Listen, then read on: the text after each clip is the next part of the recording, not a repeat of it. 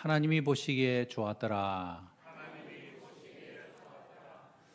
우리는 매일 거울을 봅니다. 거울을 보면서 거울아 거울아 누가 예쁘니? 이런 말을 하지 않더라도 자신의 모습을 살핍니다. 그러면서 대부분의 모든 사람들은 내 얼굴이 왜 이렇게밖에 안 생겼을까? 이렇게 우리 자신들을 비하하면서 이렇게 봅니다. 문제는 거울이 아니라 우리의 생각입니다. 내가 나를 어떻게 생각하느냐, 거기에 달려있는 거죠. 더 나아가 다른 사람의 말입니다. 다른 사람이 나에 대해서 부정적인 말, 비난적인 말을 하면은 그게 다 우리의 마음에, 우리의 내리에 사로잡혀서 우리 자신도 우리를 그렇게 바라보는 겁니다. 그러다 보면은 마치 자동차에 연료를 넣어서 차가 가야 되는데 경유차에 휘발유를 넣어버리면 안 되고 휘발유차에 경유 기름을 넣어버리면 차가 가지를 못하지 않습니까? 그것처럼 우리는 다른 사람의 부정적인 말과 내 스스로와 나에 대해서 생각하는 부정적인 생각이 그것이 우리의 삶의 연료가 되어가지고 전혀 엉뚱한 방향으로 우리의 삶이 달려갈 수가 있습니다. 그래서 우리는 부정적인 생각, 부정적인 말이 우리의 삶의 원동력이 되지 않도록 우리 자신들을 잘 관리해야 되겠죠. 그런 의미에서 하나님께서 나를 어떻게 만드셨는지 그것을 깨닫는 것이 너무너무 중요합니다. 우리 지난주에 창세기 1장 1절 말씀 다 암송하시죠? 시작. 태초에 하나님이 천지를 창조하시니라. 아멘. 하나님께서 천지를 창조하셨다라는 것입니다. 우리가 좀 더 수준 높게 하기 위해서 히브리어도 한번 했죠? 혹시 기억나십니까? 시작. 베레시트 바라 엘로힘. 따라해 봅니다. 베레시트 바라 엘로힘. 바라 엘로힘. 예. 이게 바로 성경 원어에 나오는 창세기 1장 1절의 말씀입니다. 하나님이 우리를 창조하셨는데 하나님은 무에서부터 우리를 창조하셨고요.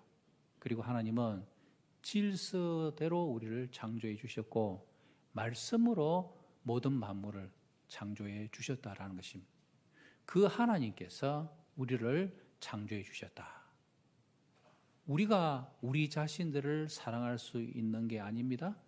하나님이 우리를 어떻게 보시느냐, 그 사실을 우리는 알아야 우리 자신들을 사랑하게 되는 거죠. 많은 사람들이 살아온 환경과 또 문제를 만나면서 그러한 영향을 받아서 우리가 우리 자신에 대해서 굉장히 부정적인 생각을 참 많이들 가집니다. 나는 왜 이것밖에 못할까? 나의 삶은 왜 그럴까? 이런 식으로 우리 자신들을 평가절하해서 부정적인 자아상이 우리를 형성하게 되죠. 하나님께서 원하시는 것은 그게 아닙니다. 우리를 창조적으로, 우리를 긍정적으로, 우리를 사랑할 수 있는 하나님의 사람, 우리를 세워주신 것이죠. 그렇기 때문에 자아 존중감, 내가 나 자신을 사랑할 수 있는 근거는 하나님이 나를 어떻게 만들어 주셨는가, 거기에서부터 출발하는 것입니다. 하나님이 이 자리에 앉은 저와 여러분들을 만들어 주셨고, 그리고 하나님이 우리를 어떤 존재로 이 땅에 세워 주셨는지 이 사실만 정확하게 알면은 우리의 삶은 달라지는 것입니다. 오늘 하나님이 우리를 어떤 존재로 만들어 주셨는지 네 가지를 한번 생각해 보려고 합니다. 이 네 가지 말씀을 통하여 하나님의 뜻을 깨닫고 하나님이 나를 어떻게 보시는지 그것을 알고 남은 생에 살아갈 수 있는 저와 여러분들 다 되시기를 바랍니다. 첫 번째, 우리는 어떤 존재입니까? 한번 따라해 봅시다. 나는 하나님을 닮은 존재입니다. 이게 창세기에서 보여주는 첫 번째 말씀입니다. 하나님은 우리를 하나님을 닮은 존재로 만들어 주셨다는 것입니다. 그게 바로 창세기 1장 26절, 27절이잖아요. 같이 읽어볼까요? 시작. 하나님이 이르시되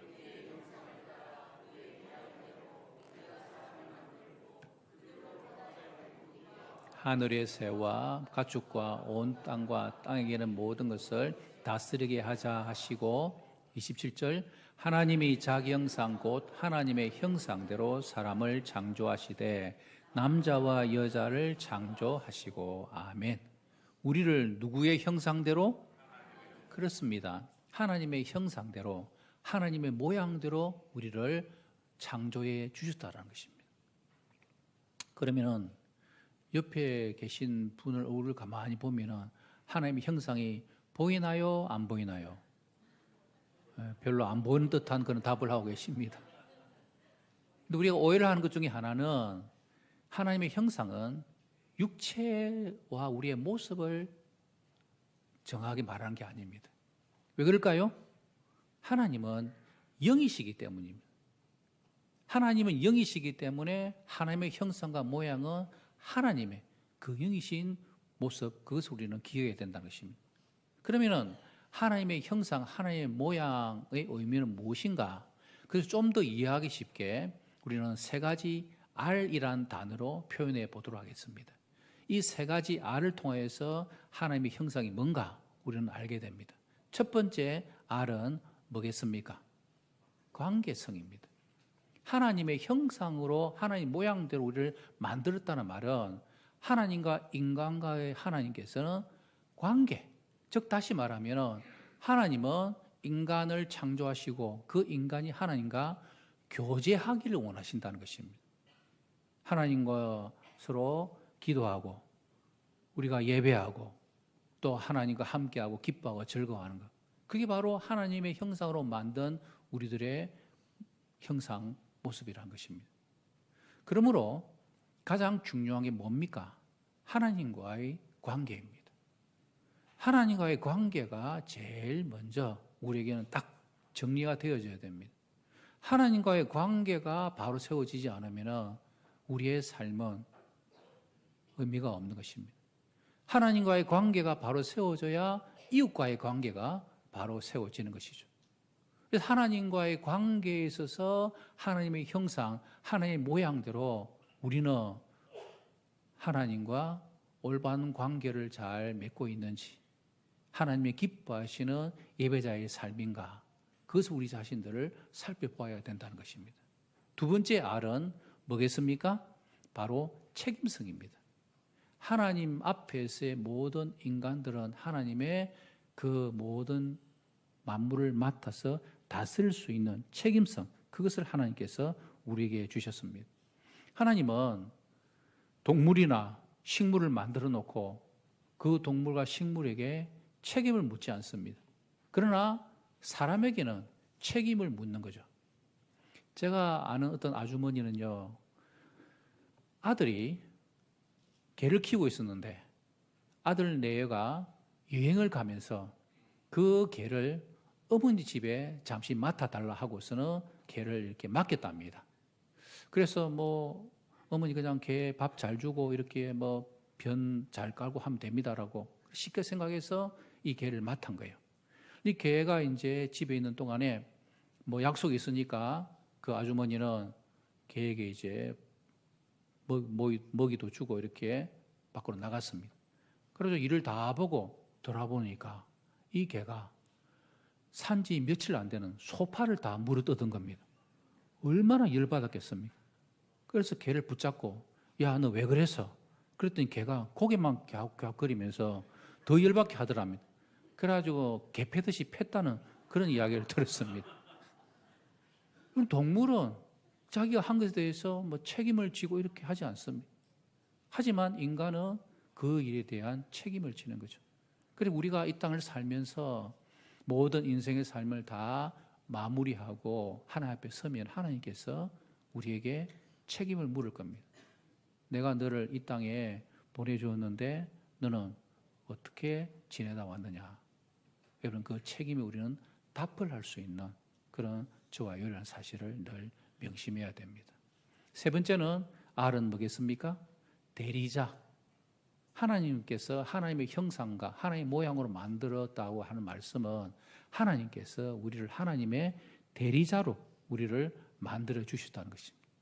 대리자의 역할이 뭡니까? 1장 26절을 다시 한번 읽어볼까요? 시작. 하나님이 이르시되 우리의 형상을 따라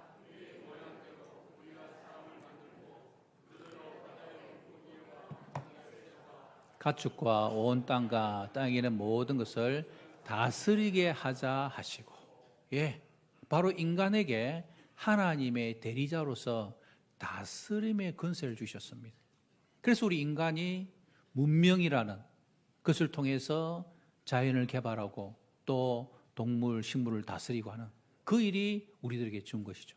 그래서 하나님의 대리자, 하나님의 대행자, 그게 바로 하나님의 형상, 모양으로 우리를 하나님 닮은 존재로 만들어 주셨다라는 뜻을 여러분 기억해야 합니다. 두 번째로 하나님은 우리를 어떤 존재로 만들어 주셨을까요? 저를 따라합니다. 나는 하나님께 복받은 존재입니다. 우리는 하나님으로부터 복받은 존재라는 것입니다. 그래서 오늘 본문 1장 28절은 뭐라고 말씀합니까? 시작. 하나님이 그들에게 복을 주시며 하나님이 그들에게 이르시되 생육하고 번성하여 땅에 충만하라. 땅을 정복하라. 바다의 물고기와 하늘의 새와 땅에 움직이는 모든 생물을 다스리라 하시니라. 아멘. 5가지 복. 생육, 번성, 충만, 정복, 다스림. 이 다스림 복을 5가지로 할 수 있지만 그것을 좀 더 요약하면은 2가지입니다. 그것은 바로 번성의 복과 사명의 복입니다. 하나님께서 에덴 동산에서 인간을 만드시고 그 아담 하와에게 첫 번째 하신 것이 뭐냐면은 하나님께서 복을 먼저 주신 것입니다. 인간을 창조해 놓고 너 똑바로 안 하면은 안 돼. 너 이렇게 안 하면은 뭐 없을 거야. 그렇게 말씀하지 않았습니다. 하나님은 먼저 복을 부어 주셨습니다. 그 복을 가지고 너희들이 이제는 사명자로 살아라. 그것이 하나님의 방법인 것입니다. 마치 뭐와 같습니까? 우리 어머니들이 요즘 뭐 아이들이 학교 가서 다 급식을 하지만 이전에는 도시락 싸주지 않았습니까? 근데 그 도시락에 어떤 엄마가 아이를 학교 보내면서 빈 도시락 주면서 야, 너 들고 가가지고 식사 시간이 시작되자마자 다른 친구들 도시락 밥 빼앗아가지고 거기 도시락에 채워가지고 네 혼자 잘 먹어라. 그런 부모는 없지 않습니까? 아이를 위하여서 없는 살림이지만 아이를 위해서 밥도 해주고 또 계란 후라이도 하나 얹어주고. 저도 어린 시절에 우리 어머님이 좀 반찬 솜씨가 있어가지고 도시락 반찬을 해가면은 반찬이 맛있다 보니까 친구들이 도시락이 열면은 저 반찬을 공격해 오기 때문에 제가 그거 지키느라고 혼났습니다. 그래가지고 머리를 쓴 생각 중에 하나가 계란을 밥 밑에 딱 깔아가지고 계란 안 싸운 것처럼 해가지고 하나씩 파먹 그런 것도 있어요. 어떤 부모가 도시락을 보내면서 빈 도시락으로 보냅니까? 하나님께서 우리를 이 땅에 보내주실 때 우리 각자에게 주신 복이 다 있다라는 것입니다. 문제는 내가 받은 복을 자꾸 알지 못하고 다른 사람과 비교하고 그래서 그 복을 내가 다른 사람으로부터 빼앗으려고 하니까 우리 사이에 싸움이 생기고 전쟁이 일어나고 국가 간의 어려움이 생기는 것입니다. 하나님께서 주신 분기대로 받은 은혜대로 내가 복받은 존재구나 라는 사실을 기억하고 살아야 되는데 그러지 못하는 것이 우리의 문제인 것이죠. 그래서 우리는 언제나 하나님께서 우리에게 복받은 존재로 우리를 세워주셨다. 이것을 기억해야 합니다. 세 번째, 우리는 어떤 존재입니까? 저를 따라할까요? 나는 하나님 보시기에 매우 좋은 존재입니다. 한마디로 하나님 우리를 긍정적인 존재로 만들어 주셨습니다. 무슨 말입니까? 하나님께서 천지 만물을 창조하시면서 하루하루 그 일을 다 마치시고 나서 하나님께서 보시기에 뭐 했더라? 좋았더라. 굿. 키토브, 굿이라고 말씀했습니다. 그러다가 이제 여섯째 날 하나님께서 인간을 만드시고 하나님께서 그 일을 마치심에 하나님 보시기에 뭐였더라? 매우 좋았더라. 심히 좋았더라. 라고 성경은 우리에게 말씀하고 있는 것입니다. 적절히 말하면 하나님께서 모든 만물을 다 만들어 주시고요. 그 가운데 인간을 하나님께서 보실 때에 정말 좋은, 너무너무 기뻐하시는 very good이라고 알려주시는 그 말씀이 바로 하나님의 말씀이고, 그래서 우리를 향하여서 들려주는 그것은 내가 너희들을 바라볼 때 너무너무 아끼고 좋아한다. 그게 하나님의 뜻이라는 것입니다. 우리가 한 번씩 새 휴대폰, 새로운 스마트폰 구입하잖아요. 그럼 어떻게 합니까? 그냥 받자마자 왜 이리 무겁노? 왜 이것밖에 안 되나? 말 안 하잖아요. 이 새 휴대폰을 가지면 케이스도 새로 막 사고 또 뒤에 뭐 붙이는 여러 가지도 만들고 하면서 그거 땅에 떨어뜨릴까 봐 소중하게 여기고, 그렇게 우리가 그것을 아끼는 것입니다. 하나님께서 우리를 보실 때도 저와 여러분들을 정말 아끼며 보신다는 것입니다. 혹시 여러분 지금 우리의 삶 가운데서 마음이 좀 너무 낙심되고 또 여러 가지 어려운 상황으로 인하여서 의욕이 떨어지고 자기 자신의 소중함을 깨닫지 못하는 분이 계신다면 오늘 말씀을 기억해야 합니다. 하나님께서 나를 보실 때에 매우 좋게 여기시더라. 보시기에 매우 좋아하더라. 라고 하나님께서 우리를 봐주신다는 것입니다. 얼마 전에 우리 목사님 부부 모임이 있어가지고 함께 참석했는데요. 그 모임에 저와 또래가 비슷하신 그런 사모님이 오셨는데, 할머니이시고 또 이런 사모님인데, 그 참석한 모든 분들이 그 사모님을 향해서 한결같이 하는 말이, 사모님 너무너무 귀여워요. 이 사모님 막 쾌활하고 밝고 막 에너지가 막 넘치는 거예요. 그래서 막 그 사모님을 이렇게 칭찬했더니 사모님이 이런 말을 했습니다. 사실은 제가요, 중학교 때부터 이제 교회 나가기 시작했는데, 교회 이렇게 가니까 막 하나님이 나를 사랑한다 하고 또 선생님들도 나를 이렇게 좋아해 주고 그렇게 막 해주니까 참 너무 마음이 좋았대요. 근데 이제 자신이 거울을 이렇게 딱 들여다보니까 객관적으로 자기를 보니까 이쁘지는 않게 생겼더래요. 그냥 막 평범한 얼굴. 그런데 내가 하나님의 사랑받는, 내가 하나님 보시기에 좋았더라 라는 그런 생각을 하니까 얼굴에 이제 미소가 싹 생기면서 거울을 보면서 미소를 띠는 연습을 늘 했답니다. 그러면서 거울을 보면서 하나님 보시기에 너는 좋은 아이야, 사람이야.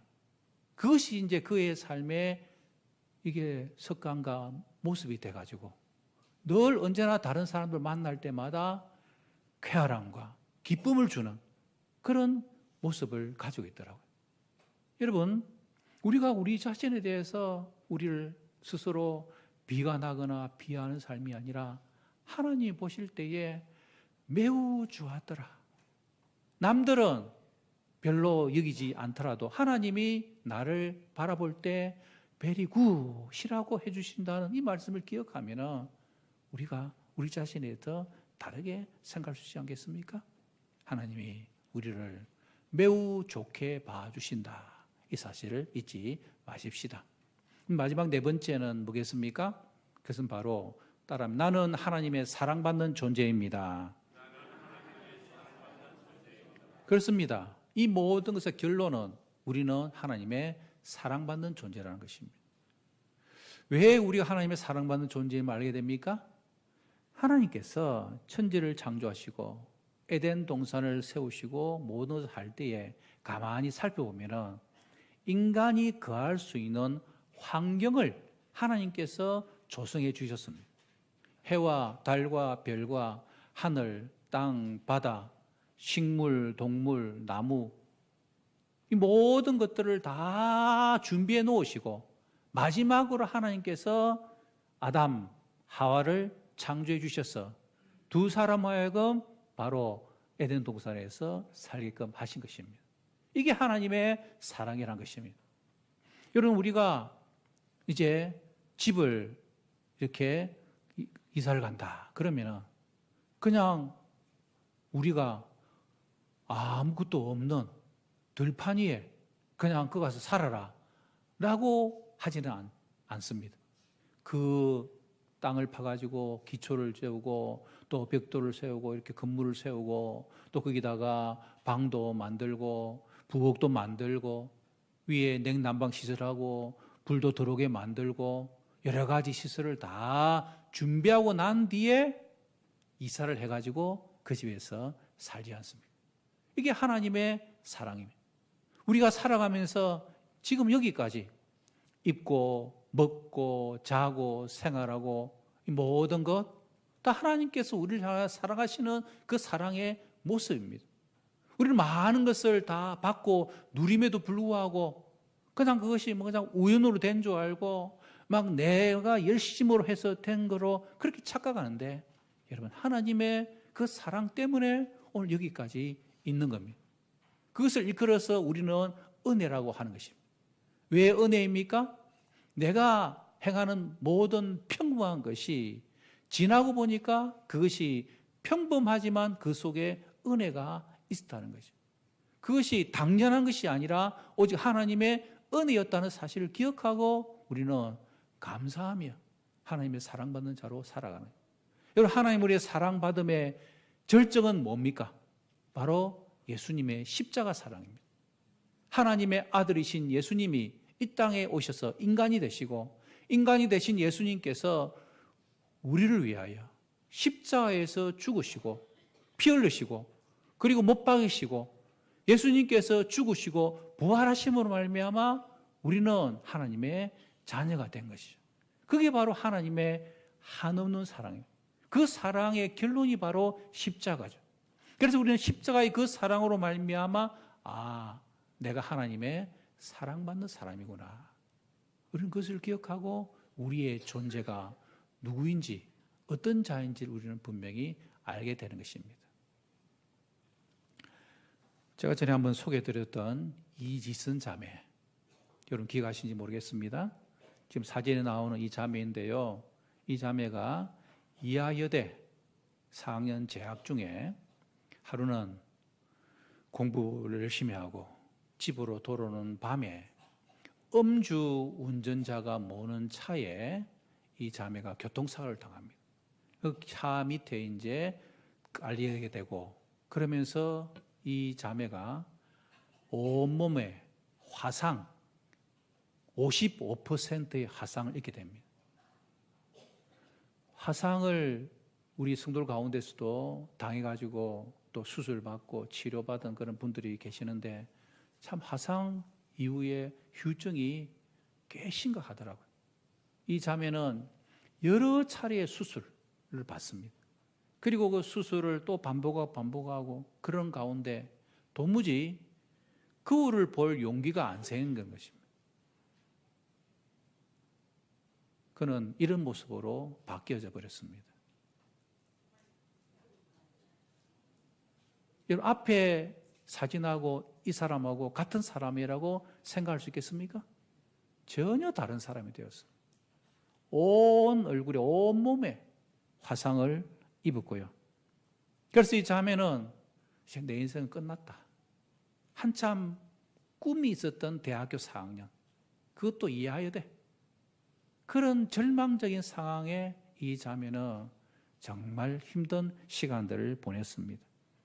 사람의 눈으로 보면 이제 끝났다라고 망가진 인생이었습니다. 하지만 이 자매는 신앙을 가지고 하나님의 사랑, 예수님의 사랑을 깨닫습니다.